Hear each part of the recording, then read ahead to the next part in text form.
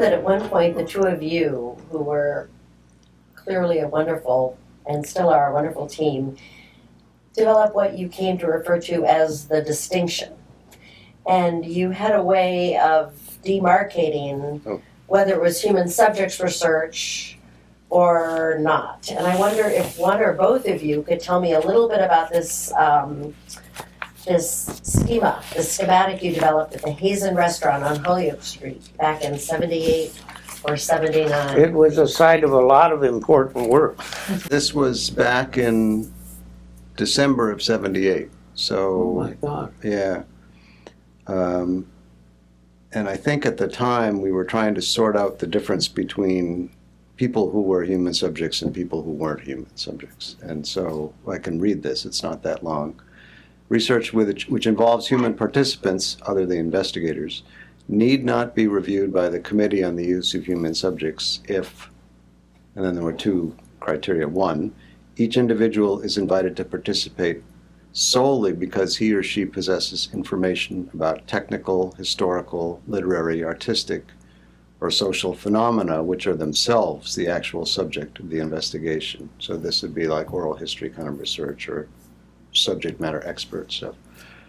And two, the research involves only straightforward oral or written interaction between the investigator and the informant. So it's just two people talking or writing or some interviewing each other like that.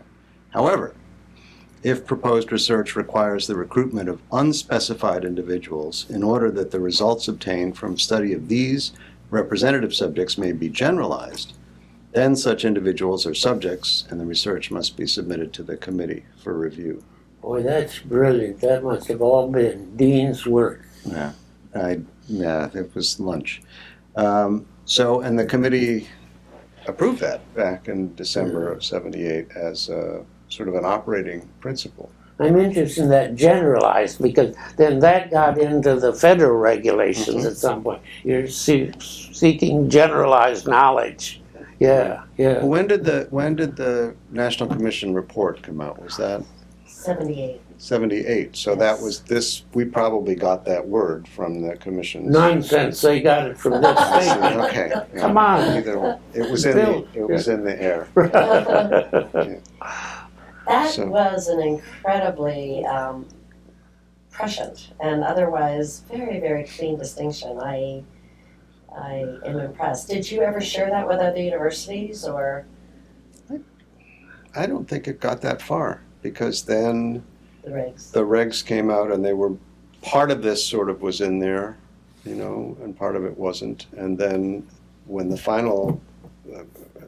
proposed regs came out, it was partly there and partly not. When the final regs came out, a lot of this friction went away because it was clear that it had to be generalizable knowledge. And by implication, that may have meant that you were picking people as subjects who weren't